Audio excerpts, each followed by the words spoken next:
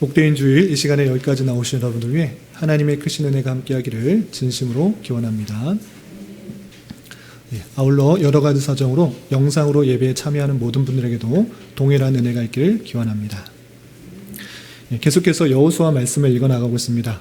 여호수아 1장부터 12장까지는 이스라엘 백성들이 가나안 정복 전쟁하는 좀 신기하기도 재미있는 이야기 형식으로 되어 있기 때문에 읽기가 그나마 좀 수월합니다. 그런데 13장부터 나오는 그 이야기는 그 정복 전쟁에서 차지한 땅을 분배하는 내용이기 때문에 많은 지역들이 나옵니다.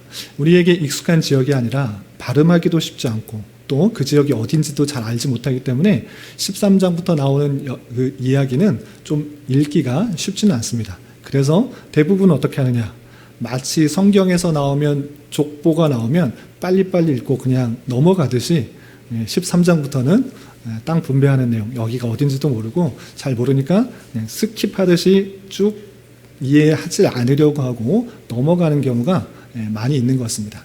그러나 땅을 정복하는 것만큼 땅을 분배하는 데 있어서 그 의미가 아주 중요합니다.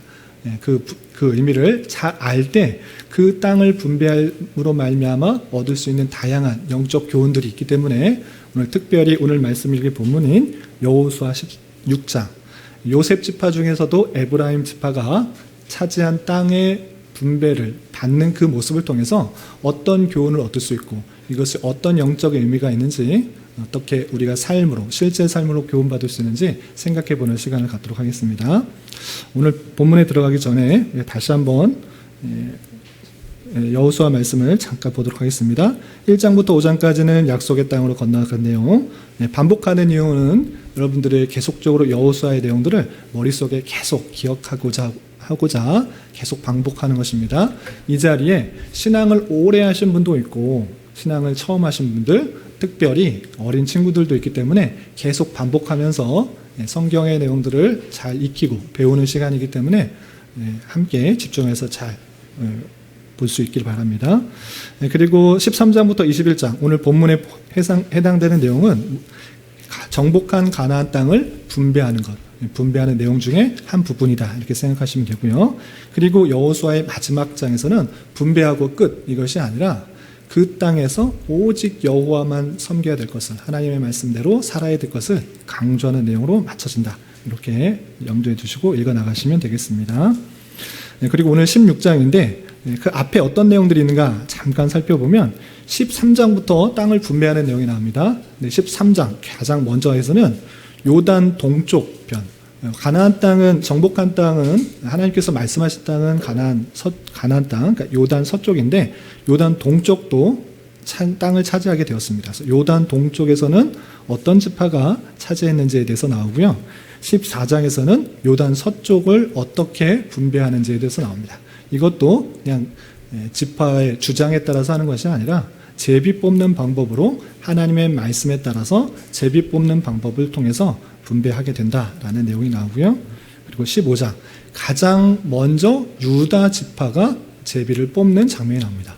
왜 여러 지파들 중에 유다 지파가 가장 먼저 뽑는가라고 할 때 제비 뽑는 우선순위에 있어서도 가장 중요한 지파가 먼저 등장하는 것입니다. 그래서 유다 자손을 통해서, 유다 지파를 통해서 약속된 메시아가 나오실 것이기 때문에 그것을 강조하기 위해서 가장 먼저 기록하고 또 뽑는 내용들이 있다. 이렇게 생각하시면 되겠습니다.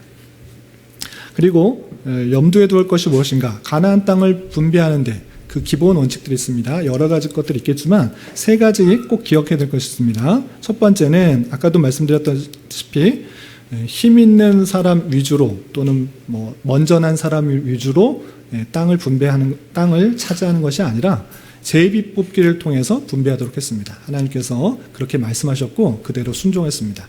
이 제비 뽑기는 하나님께서 명령하신 대로, 하나님께서 뜻하신 대로 모두가 순종하겠습니다 라는 그런 의미가 있기 때문에 그런 방법으로 가나안 땅을 분배했다 생각하시면 되고요. 또 그냥 제비 뽑으면 인구수에 상관없이 딱 그냥 차지하는 것이 아니라 인구수가 많은 지파는 그 뽑는 수도, 그 성을 차지하는 수도 많이 뽑도록 했던 것입니다. 그래서 인구수에 따른 기업을 구했다 생각하시면 되고요. 그리고 한 가지 더 말씀드리냐면 12지파 중에 레위 지파는 기업이 있었습니까? 없었습니까? 없었습니다. 여러 가지 이유가 있는데 레위 지파는 오직 하나님만 기업이 되도록 하고 땅을 주지 않았습니다. 그래서 이곳저곳에서 흩어져 살았다 이렇게 생각하시면 되는데, 그렇다면 12명의 아들 중에 한 레위인의 자손들은 지파가 없기 때문에, 기업을 받지 않기 때문에 11지파가 나눠 가졌는가? 그렇지 않고 12명의 아들 중에 11번째 아들이었던 요셉이 실질적인 장자의 역할을 감당합니다. 그래서 그에게는 두 지파의 기업을 줍니다. 그래서 두 아들이었던 므낫세와 에브라임, 두 아들의 지파, 오늘 배우게 되는 그 요셉의 지파에는 두 지파가 주어진다. 이렇게 이해하시면 되겠습니다. 그래서 12지파로 나누어서 땅을 분배했다. 이렇게 보시면 되고요. 그리고 우리 어린 친구들을 위해서 시각자료를 준비했습니다. 가나안 장복 전쟁을 어떻게 했는가? 우리가 쭉 읽어갔는데 말씀만 읽으면 정말 빨리 읽고 넘어가야겠다, 그냥 쭉쭉쭉 넘어가는 경우가 많은데, 그림을 준비했으니까 이런 방식으로 전쟁에 참여했고 지금 땅을 분배하기 위해서 어떻게 되고 있구나 참고해 보시기 바랍니다. 잘 보이시나요? 시딤에서 요단강을 건너서 길갈에 있다가 여리고, 아이, 또 기브온, 막게다, 림나, 라기스, 에그론, 헤브론, 이렇게 중앙에서 전쟁을 해서 남부 지방을 정복하고 나서, 그리고 북부 지방으로 가는데, 북부 지방도 마찬가지로 북부의 연합 전선을 형성한 그 메론 물가에 있는 그 왕들을 기습하여서 큰 전쟁을 해서 이기게 됩니다. 이렇게 가나안 정복 전쟁이 6장부터 12장까지 자세하게 나오고, 그럼에도 불구하고 정복하지 못한 땅이 있다라는 것들을 밝혀줍니다. 블레셋과 또 요셉 지파 쪽에 있는 가나안의 족속들, 그리고 북쪽에 시돈과 두로, 구슬, 헬몬산 아래에 있는 지역은 아직 정복하지 못하였다라고 여호수아 13장 1절부터 7절까지 나오게 됩니다. 그리고 가나안 땅을 분배하는 내용이 계속 이어지는데, 요단강을 기준으로 해서 요단강 동쪽 편, 노란색 있는 쪽에 두 지파 반이 분배를 받고, 요단 서쪽, 그쪽에 9지파 반, 나머지의 9지파 반이 분배를 받는 것입니다. 그런 가운데 있어서 13장에는 요단강 동쪽 편에 있는 두 지파 반을 분배하는 내용이 나오는데, 맨 처음에 나오는 것은 장자인 루벤의 지파가 어디인가, 어디 땅인가 자세하게 나오는데, 간단하게 말하면 요단 동쪽 아르논 골짜기, 헤스본 평지 등을 이렇게 차지했다라고 나와 있습니다. 그리고 다음엔 갓지파가 나오는데, 요단 동쪽의 긴네렛 바다의 끝과 헤스본 왕 시온의 나라 등을 차지하게 되었다, 이렇게 나와 있고요. 그리고 므낫세의 절반 지파가 르우벤 갓지파의 더 북쪽에 차지하게 된 것입니다. 마하나임, 바산, 온 나라, 길르앗 절반 등 그곳을 차지하게 됩니다. 두쪽 요단 동쪽에는 이 두 지파 반이 차지했다. 머릿속에 대략적으로 그려놓으시면 되겠습니다. 말씀만 읽으면 너무 이렇게 현실감이 없을 것 같아서 지도를 좀 준비한 것입니다. 그리고 나서 15장에 보면 요단강 서쪽에 분배하는 내용 중에 유다에 대해서 나오는데, 가장 먼저 요단강 서쪽 유다의 지파에 대해서 말합니다. 유다의 지파에 강조성을 두는 것입니다. 그럴 때 경계가 어떻게 되는가? 남쪽은 여매의 끝, 동쪽도 여매의 끝, 또 북쪽 요단 끝, 서쪽 대, 이런 식으로 대략적으로 가나안 땅의 남부 지역 가장 넓게 차지하고 가장 많은 성읍을 가지게 되었다. 이 정도로 염두에 두시면 되겠습니다.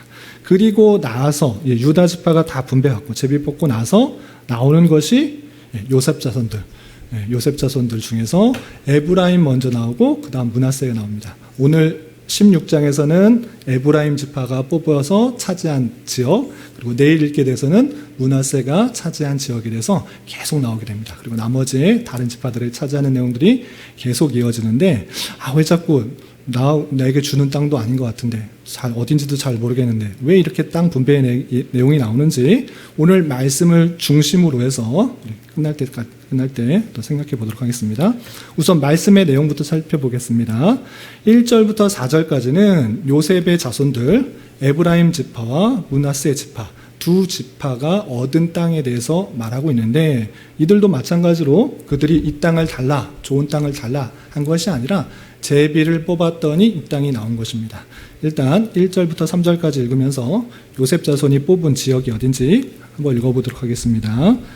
1절부터 3절까지 함께 봉독합니다. 시작.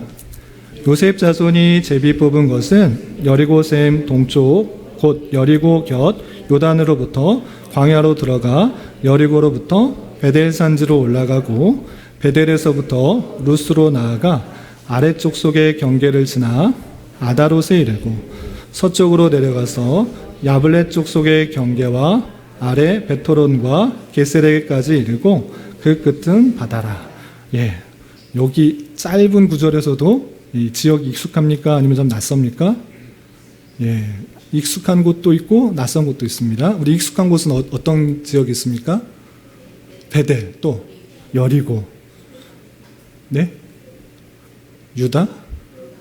요단강, 요단, 여리고, 베델. 이것은 좀 많이 나오기 때문에 익숙한데, 루스나 아다롯이나 야블레, 베토론, 게세 익숙하지가 않습니다. 그래서 지도를 잠깐 보도록 하겠습니다. 성경에 정확하게 명확하게 나오는 데도 있지만 여기가 어딘지 잘 모르는 것도 많이 있습니다. 대략적으로 보시면 여기 아까 내용을 그냥 입체가 아니라 평면으로 된 것인데, 아까 요단강, 요단 익숙하죠? 요단강은 동쪽과 서쪽을 가운데 있는 그 강을 말하는 것이고요. 그리고 여리고, 요단강 가까이 붙어 있는 것이 여리고고, 그 다음에 베델, 그 다음에 베토론이 이쪽에 있고요. 게셀, 이렇게 나와 있습니다. 그리고 나머지 것들은 잘 알 수 없는 지역들이 많이 있습니다. 그래서 여기를 경계로, 이쯤을 경계로 해서 므낫세와 또 에브라임 지파가 땅을 분배받은 것입니다. 그래서 이 지역을 제비 뽑아서 차지했다, 이렇게 생각하시면 되고, 이 지역을 봤을 때 우리가 실제로 가보지는 않았지만 산악이 많았을까요? 아니면 평지가 많았을 것 같습니까? 사막? 네. 전체가 좀 사막이 많고 광야가 많고 산지도 많은데, 아래쪽에는 산악들이 많고, 그러니까 헤브론 지역, 시므온이 있는 그 헤브론 지역으로 해서 좀 산악이 많고, 그나마 이 중부 지역이 좀 평야가 많습니다. 그래서 이쪽은 좀 비옥한 땅이다, 이렇게 좀 생각하시면 되겠습니다. 그나마 이쪽이 좀 다른 데에 비해서 비옥하다, 이렇게 생각하시면 되겠습니다. 그리고 4절에 보면 결론적으로 요셉의 자손 므낫세와 에브라임이 그들의 기업을 받았다, 제비 뽑아서 그 아까 경계로 친 그 지역을 받았다, 이렇게 요약하고 있습니다. 그리고 이어지는 5절부터 10절까지는 요셉 자손 중 에브라임 자손이 받은 기업이 어딘가, 그 지역을 또 구체적으로 이렇게 설명하고 있습니다. 우리 계속해서 5절부터 8절까지 말씀을 같이 한번 읽어보도록 하겠습니다. 시작. 에브라임 자손이 그들의 가족대로 받은 지역은 이러하니라.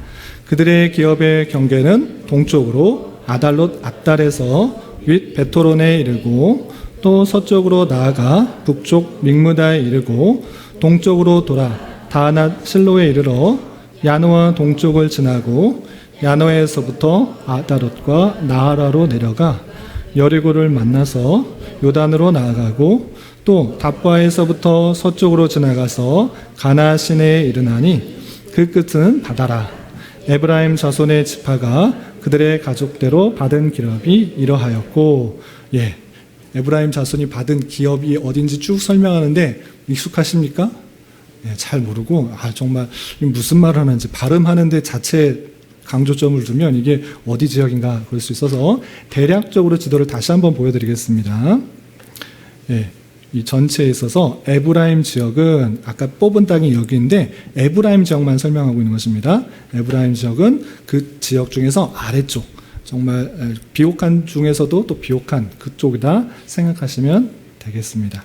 이 지역이 에브라임 땅이다, 머릿속으로 대략적으로만 중부지방의 가운데, 제일 가운데 차지했다, 이렇게 생각하시면 되겠습니다. 그리고 거기서 그치지 않고 9절에서는 덧붙여서 에브라임 자손 지역이 아님에도 불구하고 또 사는 그런 곳이 있다라고 9절에 이렇게 또 덧붙여서 설명하고 있습니다. 우리 9절 말씀도 같이 한번 읽어보겠습니다. 시작. 그 외에 므낫세 자손의 기업 중에서 에브라임 자손을 위하여 구분한 모든 성읍과 그 마을들도 있었더라. 아까 받은 땅 중에서 에브라임 지파가 있고 또 므낫세 지파가 있는데, 므낫세 지파가 받은 땅인데 므낫세 지역에서도 에브라임을 위한 그 성읍과 마을들이 있었다, 이렇게 표현하고 있습니다. 그 지역이 정확하게 어딘지 표현되지 않기 때문에 므낫세 지역 어디에 또 에브라임이 사는 사람들이 있구나, 이 정도로 생각하시면 되겠습니다.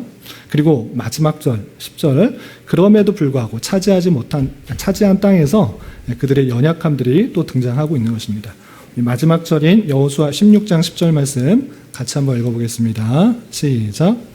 그들이 게셀에 거주하는 가나안 족속을 쫓아내지 아니하였으므로 가나안 족속이 오늘까지 에브라임 가운데 거주하며 노역하는 종이 되니라.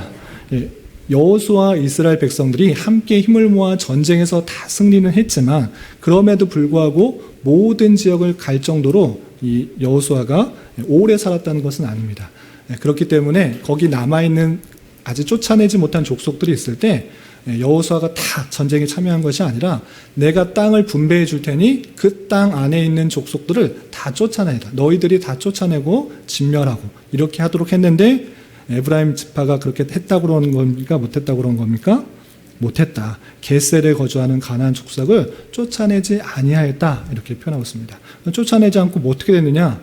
그냥 평화롭게 살았는가? 그것이 아니라 자신들의 종으로 삼은 것입니다. 뭐 죽여서 뭐 하는가? 차라리 이 사람들을 노역시켜서 종으로 살면 더 유익이 되겠다라고 자기 나름대로 생각하여서 쫓아내지 않고 함께 거하여서 종으로 삼았던 그 연약한 모습들이 등장한 것입니다. 이것은 하나님의 말씀에 불순종한 그런 모습들이 드러나고 있는 것입니다. 여기까지가 16장의 내용. 오늘은 상당히 짧아서 집중 있게 잘했던 것 같습니다. 이 내용을 통해서 교훈받을 수 있는 것들이 무엇인지 살펴보도록 하겠습니다. 게셀이라는 지역 아까 살펴봤는데 에브라임의 가장 남쪽에 있는 그런 지역이다. 여기에 있는 가나안 사람들을 쫓아내지 못했다라는 것이고요. 이 내용을 통해서 교훈받을 수 있는 것 여러 가지 것들이 있지만 세 가지로 정리하도록 하겠습니다. 첫 번째, 유다 자손이 분배받은 땅에 대해서 설명하고 나서 왜 다른 지파도 많이 있는데 요셉 지파, 요셉 자손들의 땅의 분배가 나왔을까? 우리는 아무 생각 없이 빨리 땅 분배하고 넘어갔으면 좋겠다라고 스킵하면서 넘어가려고 하지만 이것도 아주 중요한 의미가 있는 것입니다. 땅 분배에 있어서 우리 어제도 살펴봤는데 유다 자손이 먼저 뽑았다, 그것을 강조하고 있는 것인데, 마찬가지로 유다 자손은 그 지파를 통하여서 예수 그리스도가 나올 것이기 때문에 아주 강조하기 위해서 가장 먼저고, 두 번째는 요셉 지파, 요셉의 자손들이 중요하기 때문에 그 다음에 기록하고 있는 것입니다. 그런데 왜 중요한가? 왜 중요한가가 중요합니다. 왜 중요한가라고 했을 때 야곱의 12아들 중에서 요셉이 애굽으로 팔려가서 우여곡절 끝에 애굽의 총리가 되었고, 그로 말미암아 어려운 흉년의 상황 속에서 그 이스라엘 백성들이 다 살아날 수가 있어서 이제 야곱은 어떻게 했는가? 요셉을 축복하며 실질적인 야곱의 장자로 여기면서 장자가 받는 두 몫의 상속을 그 아들에게 주도록 했던 것입니다. 그 약속이 어떻게 되고 있는 것입니까? 실현되고 있는 것입니다. 그러니까 그 야곱이 그냥 했던 유언은 내가 그냥 그렇게 됐으면 좋겠다라고 인간적인 생각들을 말하는 데서 그치는 것이 아니라 예언적인 성격이 있는 것입니다. 유다에 대한 예언도, 또 시므온과 레위 지파에 대한 예언도, 그 모든 유언은 예언적인 성격을 갖고 있는데, 이 야곱의 예언 속에서 요셉의 자녀들이 두 지파의 내용들을, 두 지파의 그런 몫을 받을 것이고 큰 은혜를 받을 것이라는 약속들이 담겨 있는데, 그것이 한참을 지나서 실현되고 있다. 그 약속들이 실현되고 있다라는 것을 성경에서는 무시하지 않고 드러내고 있는 것입니다. 그러니까 성경에서 그 나온 순서도 가만히 보면 하나님께서 말씀하신 그 중요성과 그 뜻이 순차적으로 하나하나 설명되고 있다, 이렇게 받아들일 수 있는 것입니다. 그래서 그 순서를 통해서 우리는 하나님께서 약속하셨던 그 내용들이 그 강조 중요성에 따라서 땅의 분배도 차분히 이루어지고 있구나, 이것을 생각할 수가 있고, 하나님의 언약이 신실하게 시행되고 있다는 것을 함께 생각할 수 있어야 되는 것입니다. 이어서 비슷한 표현으로 두 번째로 생각할 것은 요셉 자손 중에 에브라임 자손이 분배받은 기업과 그 의미가 무엇인가 라고 할 때, 요셉 자손인 에브라임 자손이 차지한 땅은 가나안의 중부 지역으로 산악보다는 다른 지역보다 넓게 평야가 형성된 그나마 비옥한 지역이었던 것입니다. 그러할 때 에브라임이 왜 더 좋은 땅을 차지했는가? 므낫세보다 요셉의 두 아들 중에 므낫세와 에브라임이 있지 않습니까? 누가 형입니까?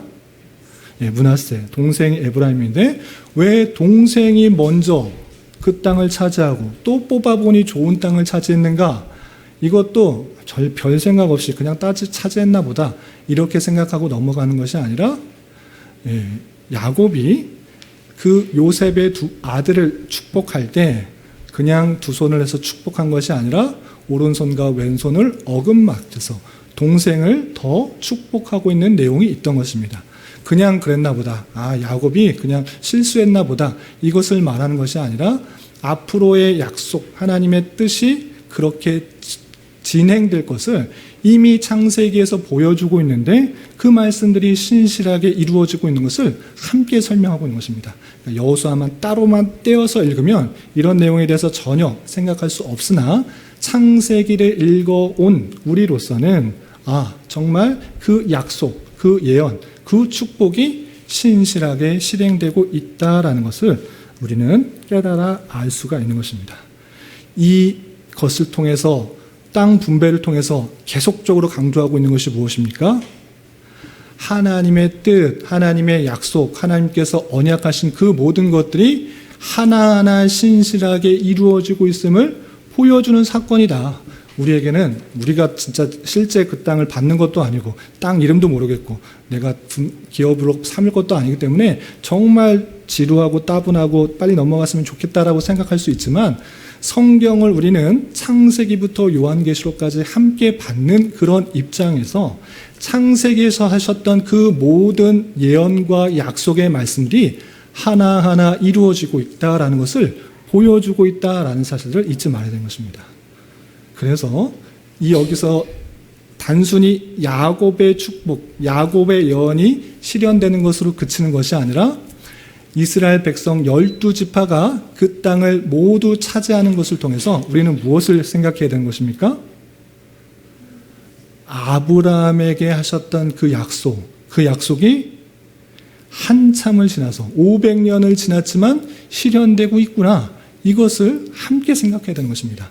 그들의 힘, 그들의 능력, 그냥 그들의 지나고 보니까 어쩌다 보니까 거기 악한 족속들 몰아내고 차지했다, 이것을 말하는 것이 아니라 성경은 아브라함을 택하여 주시고 그에게 약속하신 것들을 분명히 이루시고 계시는 분이 하나님이다, 그것을 보여주는 것입니다.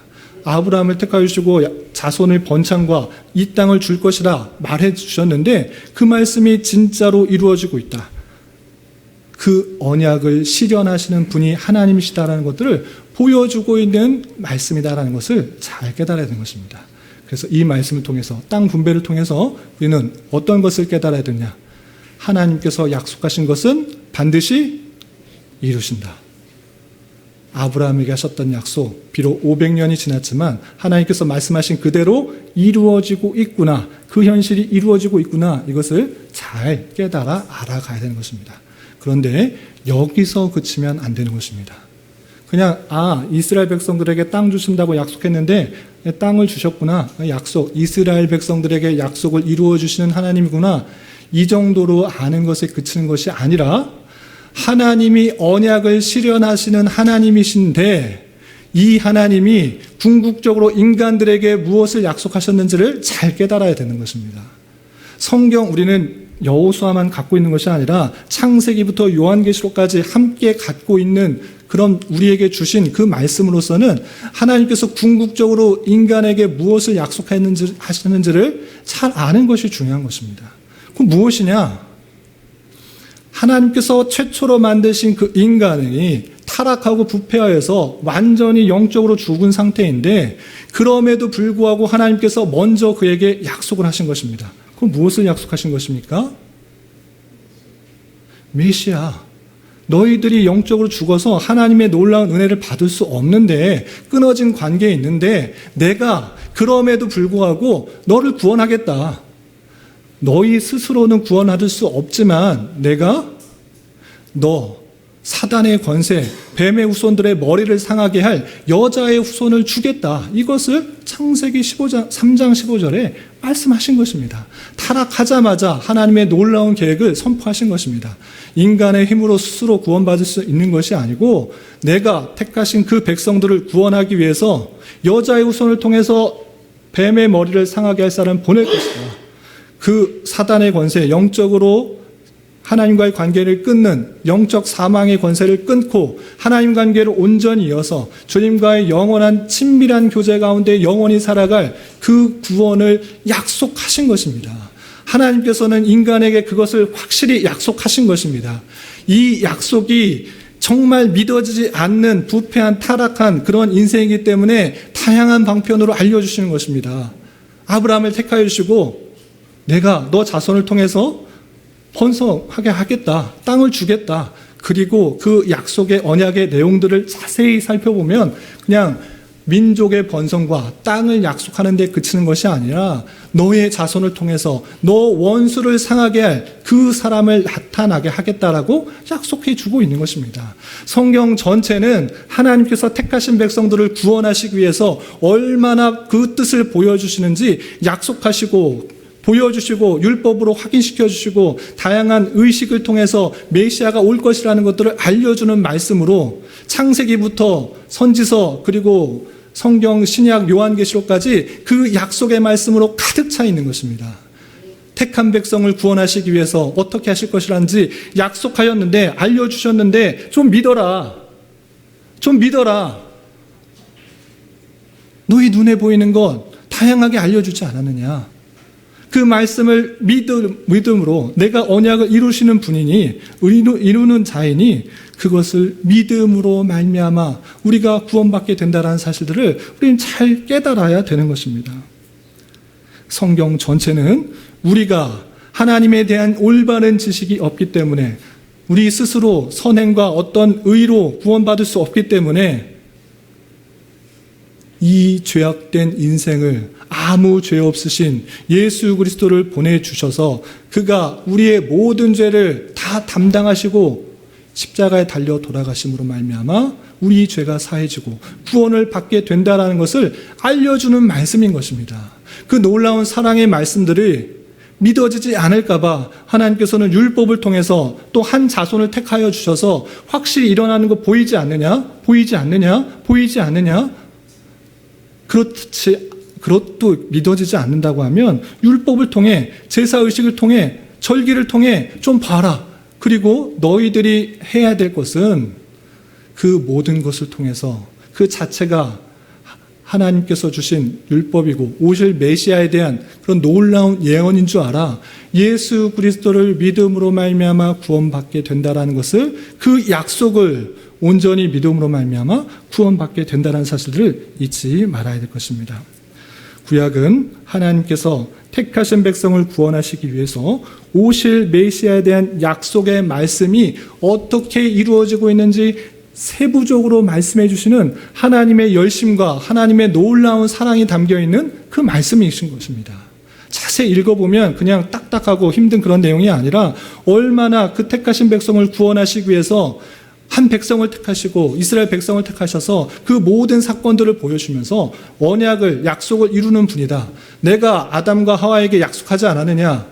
그 영적인 사망에서 그 사탄의 권세를 끊어서 하나님과 관계 온전히 이룰 그 메시아를 보내줄 것이라고 약속했는데 그거 이루는 그런 분이시라는 것을 알려주시고 그리고 신약 성경에는 그 예언된 메시아 그 중보자, 그 구원자가 이 땅에 오셨고 그를 믿음으로 말미암아 구원받을 수 있다는 것을 예수님께서 실제 다양한 이적들로 말씀으로 보이시고 십자가에 달려 돌아가심으로 말미암아 우리가 죄로 말미암아 죽어야 되는데 대신 돌아가셔서 우리의 죄를 담당하시고 돌아가셔서 우리가 그와 연합함으로 믿음으로 연합되어서 십자가의 그 공로로 죄사함을 받고 주님과의 그 언약에 참여해서 관계가 이어져서 하나님의 자녀요 천국 백성으로 된다라는 그 약속을 보여주고 있다라는 그 말씀이라는 것들을 잊지 말아야 될 것입니다. 우리는 그 약속하신 메시아가 이미 이 땅에 오셨고 그 십자가 사역으로 말미암아 또한 부활 승천으로 말미암아 사단의 권세, 사망의 권세가 이미 깨어졌고 그를 믿는다고 하면 이제 하나님의 자녀가 되었고 예비된 본향 그 천국이 분명히 있다라는 것을 깨달아 아는 것이 중요합니다. 그냥 이스라엘 백성들이 가나안 땅을 차지했다 이것을 듣는 것이 아니라 하나님의 택하신 백성은 하나님께서 구원하여 주셔서 그 예비된 본향 천국이 주어진 것이다. 우리에게 줄로 재어진 구역은 이 땅이 아니라 하늘에 있음이여 라고 말했던 시편 16편 다윗의 고백처럼 우리 돌아갈 본향이 있다라는 사실을 알고 우리는 천국을 소망하며 우리에게 줄로 재어질 확실한 그 천국이 이스라엘 백성들에게 있는 것과 마찬가지로 우리에게도 주어진다라는 사실을 가지고 천국 소망으로 힘있게 살아가는 저와 여러분 되시기를 주님의 이름으로 부탁을 드립니다. 그리고 한 가지 더 생각했으면 좋겠는데 16장 10절 마지막 절에 땅을 분배받았는데 겟셀에 있는 가나안 족속들은 쫓아내지 아니하였다 이렇게 마무리되고 있는 그 모습을 볼 수 있습니다. 그리고 자신의 유익을 위해서 죽이는 것보다 종으로 삶으면 훨씬 더 나에게 유익이 되니 그렇게 했던 연약함이 있었던 것입니다. 그런데 이 말씀은 하나님의 말씀을 순종한 것입니까? 불순종한 것입니까? 불순종한 것입니다. 이미 가나안에 들어가기 전에 거기에 있는 모든 족속들을 멸하고 진멸하고 혹여나 그들을 남겨두면 옆구리에 가시가 된다. 그들로부터 계속적으로 피해를 받을 것이다. 경고했던 것입니다. 그럼에도 불구하고 하나님의 말씀을 순종하기보다는 내가 갖고 있는 당장의 유익, 당장의 기쁨을 위해서 그것을 말씀을 순종하지 않았던 모습을 가진 것입니다. 이 모습을 통해서 사사기에 어떻게 나오고 있습니까?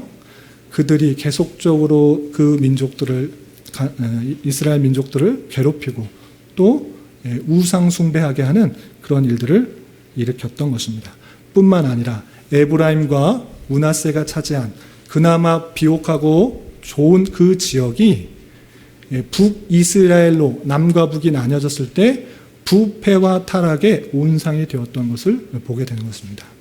베델 지역에 우상이 있고 또 그 므낫세 지역에 사마리아가 있어서 북이스라엘 살기 좋은 그 땅에서 나를 위한 하나님, 나를 위한 신을 섬겨놓고 부패와 타락으로 가는 그 모습들이 이어지는 것을 우리는 함께 살펴볼 수 있어야 될 것입니다. 하나님께서 그 족속을, 지파를 귀하게 생각하여서 먼저 뽑게 하시고 좋은 지역을 주셨음에도 불구하고 그 받은 좋은 기회를 선용하지 못함으로 말미암아 잘못 사용함으로 말미암아 나를 위하여 사용함으로 말미암아 부패와 타락으로 가는 지름길이 되었다는 사실을 주의 깊게 생각해야 될 것입니다. 그래서 우리는 구원받은 자로서 하나님의 놀라운 은혜를 각자에게 여러분들의 형편에 따라 하나님의 은혜에 따라서 각자에게 주셨을 것입니다. 그런데 그 주신 은혜를 어떻게 사용하고 있는가를 우리는 잘 살펴봐야 될 것입니다. 우리가 받은 물질, 우리가 받은 건강, 우리가 받은 시간, 우리가 받은 지혜, 우리가 받은 명예, 모든 것이 하나님께서 주셨을진데 그것을 누구를 위해서, 무엇을 위해서 사용하고 있는가 잘 살펴야 될 것입니다. 에브라임 지파는 당장의 유익을 위해 받은 기회를 내 자신의 유익과 편의를 위해 사용하다 보니 하나님의 뜻을 뒤로 하게 되었고 부패와 타락으로 자신의 어렵게 되는 그 일들로 결과를 낳게 됐다는 사실을 잊지 말아야 될 것입니다. 그렇기 때문에 여러분들이 갖고 있는 그 모든 것들이 하나님께서 주신 은혜요, 기회인 줄 알아.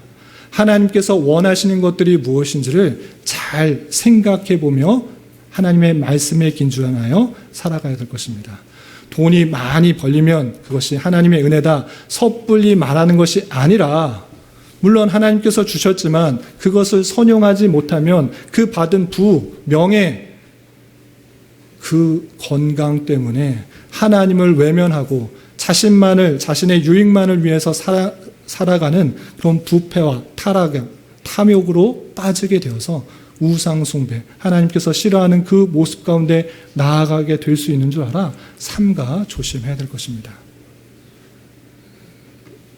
우리는 우리가 받은 여러 가지 기회를 하나님께서 주신 것으로 알아 하나님께서 원하시는 것들이 무엇인지를 잘 생각하며 하나님께 영광을 돌리며 또 사람들에게 유익이 되는 방편으로 삶을 살아가야 될 것입니다.